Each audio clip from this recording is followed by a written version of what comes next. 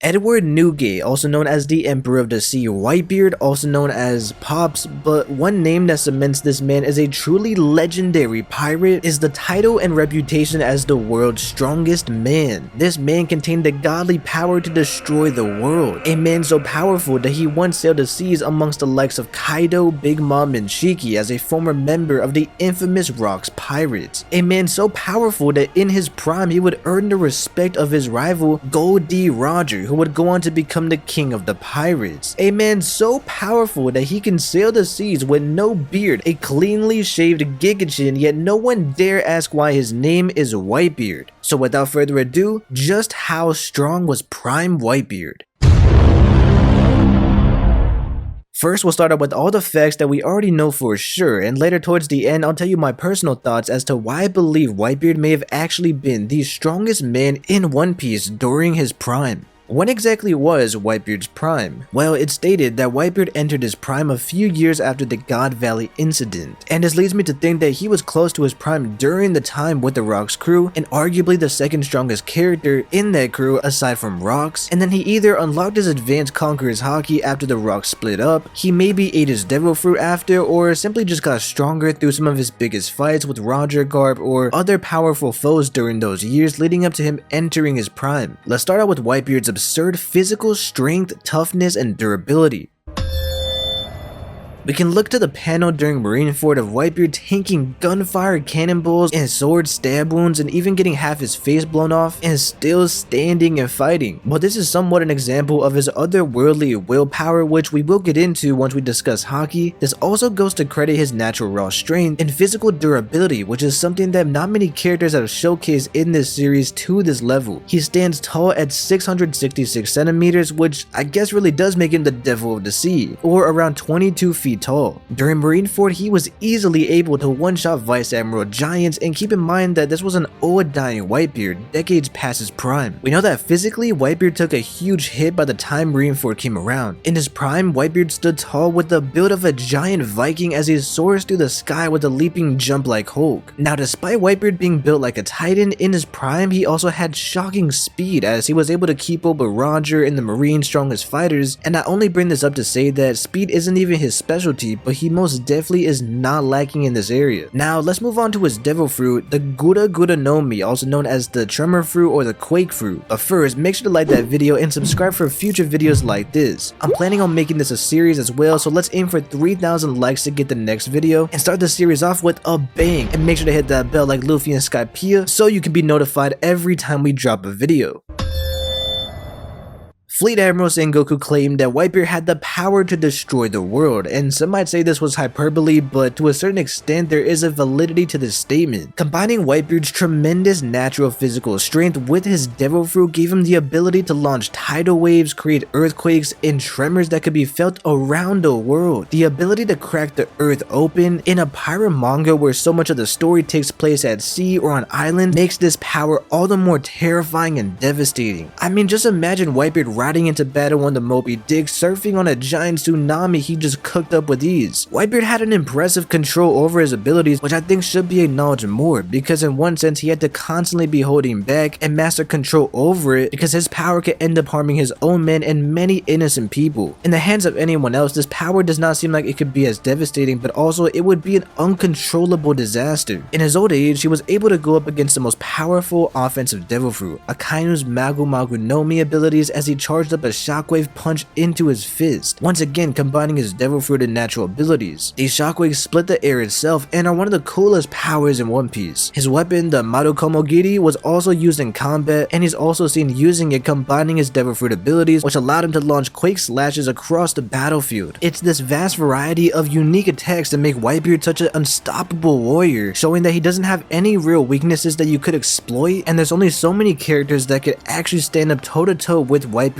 during his prime. One of Whitebeard's more underrated attacks has to be his encapsulated shockwaves. Think of Law's room ability, but now imagine that the effects of an earthquake are being jolted around in there. Whitebeard putting up a spherical condensed earthquake around someone's face just sounds terrifying. Now, Whitebeard's most memorable feat during his last days was the moment he grabbed the air, pulled it, and shifted the air itself, resulting in tilting the entire island of Marineford, shaking up the base from underneath, which gave his entire army an advantage. But the reason it's important to bring up these old Marineford Whitebeard feats is because it's only a microcosm of his strength in the past. If he could do all of this in this state and at this age, imagine what he could do in his prime. And that's what this video is for, because imagine all these attacks being amplified to the level of Kaido, Gol D, Roger, a prime Whitebeard who's allowed to go all out without any stipulations or a worry of hammering his own crew would have been an absolute monster. This devil fruit has island level destruction with ease, and so if Kaido can levitate Onigashima while fighting an entire army, Whitebeard will have the ability to sink islands, crumble them, potentially launch them out of the sea. And so that's why I say when Sengoku said that Whitebeard had the power to destroy the world, I have to assume that he's seen Prime Beard with his own eyes and the havoc he caused when angered. Now, despite everything I've laid out for you, Whitebeard being a physical specimen, him mastering one of the most powerful devil fruits, and having unimaginable ridiculous combative fighting ability, we still haven't even touched Whitebeard's haki.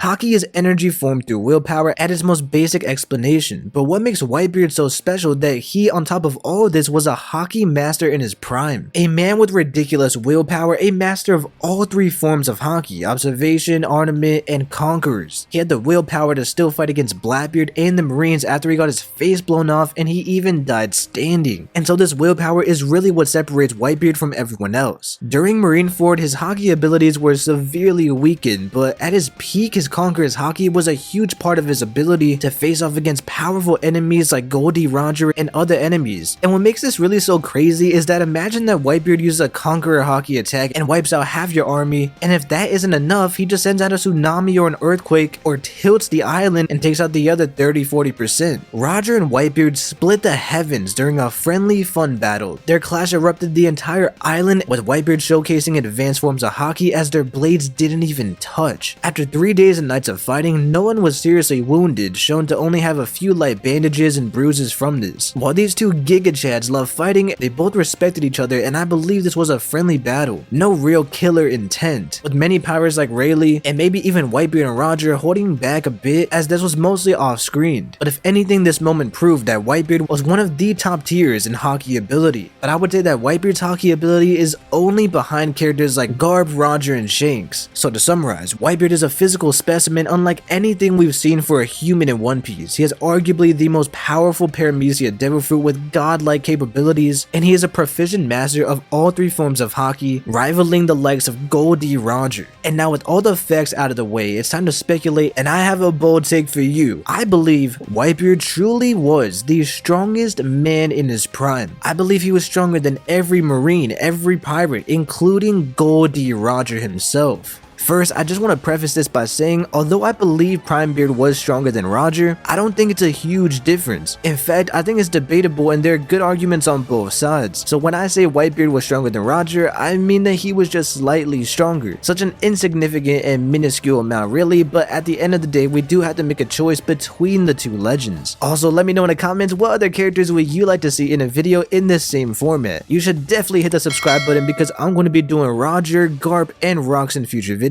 First, the fact that Shiki was so ready to declare war against Gol D, Roger, who has a much more stacked crew, is where we start this debate. Sure, Shiki came through with an army of ships against Roger, but the fact remains that he still challenged the Pirate King and was never willing to even touch Whitebeard. You could say that Whitebeard put him in his place during the Rocks days, but when you think of Shanks meeting Whitebeard, they clash. And sure, Whitebeard was old, but we can still look to Whitebeard and Roger when they met and they fought for 3 days just for the fun of it. And when Big Mom and Kaido reunited in Wano, it was the same thing. They fought just for old time's sake, and I honestly think that in Shiki's mind, he was more worried and even possibly afraid of Whitebeard, at least in comparison to Roger, because it was clear that he wanted no problems with his old crewmate, Prime Beard. And yes, I know that Whitebeard did have a second highest bounty to Roger, but Roger also found the One Piece, was looking deep into the world government's greatest taboos, he uncovered the truth of the Void Century, he had a much more stacked and powerful crew like Gabon, Odin, and Dark King Rayleigh. Meanwhile, I would say a majority of Whitebeard's bounty comes solely from his devastating strength. Because of his devil fruit, if the fleet admiral truly believes that he can destroy the world, that has to be a huge chunk of what made him get a 5 billion berry bounty. Next, we can take a literal approach at Whitebeard's title, the strongest man. Whitebeard earned his reputation as the strongest character in One Piece, and even decades later, because of his legendary prime, he was still feared and known throughout the world as the strongest man when he no longer was. That's how renowned and respected unexpected Whitebeard's strength truly was. If you look at Mihawk's title, you might say that Shanks is actually the strongest swordsman now, but it's possible that Mihawk defeated Shanks in the past and earned his title of the strongest swordsman, and they may have never had a real duel since, which is why Mihawk still holds on to the title. When we look at the clash between Roger and Whitebeard, I give a bit of a pass to Roger here, as I honestly don't think they were going all out, and even if they were, both groups were buddy-buddy, and I have to say that Roger was sick, and for Whitebeard, I think it's important to see how he built his crew, because until Odin joined, the Whitebeard pirates were a feared crew pretty much for Whitebeard himself. Roger had a stacked and powerful crew of his own, but in comparison to young orphans like Teach, Thadge, Marco, and Jozu, it's really not close, and remember that he was roaming the New World at this time, making it all the way out to Wano when he first met Odin. And even still, the Marines could never take down Whitebeard, the man who set up his base at the entrance of the New World, Fishman Island, with all the confidence in the world, almost like he's calling out for the challenge from the Marines. Finally, I have two reasons why Whitebeard was the strongest man in the One Piece verse. During Whitebeard's time with the Rocks pirates, I imagine a scenario like this. Since the Rocks were a crew who would constantly fight each other to the death with killer pirate intent, this was a very violent, aggressive, and hostile combative environment that pushed every single member of the Rocks crew to grow exceedingly in rapid rates. It's possible that Rocks himself allowed them to do this for this very reason. The more powerful and the more they grew and the more feared they would become. Whitebeard's one rule was to not kill each other, which could imply that some of the Rocks pirates had fought to the death and killed each other in the process. And with Kaido's survival of the fittest mentality, maybe this enhanced his very narrow-minded philosophy. I believe that at that time, Rocks D. Zebek was the most powerful haki user of his time, the most powerful pirate for sure, someone who demanded respect from the other members in his crew. But the reason why this is so important for Whitebeard is because it may explain why Whitebeard was such a proficient haki user and one of the most capable fighters. These days on the Rocks crew would have only increased his reaction time and killer instincts. For example, that one time when Ace tried to kill him in his sleep and he one-shotted him without even waking up. It's possible that this type of mentality and awareness came from his days on the Rocks crew. And if I had to guess, I would say that Whitebeard was the second most powerful member next to Rocks during his time with the crew. The biggest reason why I think these days on the Rocks crew made Whitebeard the man that he was in his prime is because of what we learned from Luffy and Rayleigh about how haki works. Remember how Luffy learned Future Sight? Or how he was trained by Rayleigh during the time skip? Rayleigh himself says that you can learn haki abilities by intense fighting and coming across enemies with new powerful techniques. This is how Luffy learned Future Sight, Rio, and some of the reason for him awakening his advanced conquerors and showing off many other haki feats that he had never shown when facing Kaido. When I think of Luffy wanting to go after the Yonko, it could be for this very reason. Sure, he may just love a good fight, but it's also to learn and level up his haki arsenal and become more powerful in that way. Now put Whitebeard in the scenario where he's already a monster physically, but he's now facing off against a Kaido, a Big Mom, a Shiki, every other day over a petty argument. I think this is the philosophy of the Rocks crew and how Whitebeard became as strong as he was. But going back to Roger and Whitebeard, I think what puts him a little bit slightly over the edge of someone like Roger is that while Roger was most likely superior in haki, Whitebeard more than makes up for this with his devil fruit and natural physical size, combative ability, and raw strength. I know that ever since Kaido said haki is supreme, people immediately solidified guys like Shanks and Roger as the strongest. I don't think it's fair to discount devil fruits, especially when they're as destructive as the Gura Gura no Mi or as broken as Luffy's Sun God Nika fruit. I fully believe Whitebeard at some point during his prime was not only the strongest pirate in the world, but also fully deserving of his title as the strongest man in the entire One Piece world. But if you think that Roger was stronger than Whitebeard, or maybe Garp or someone else completely, make sure you let me know why in the comments.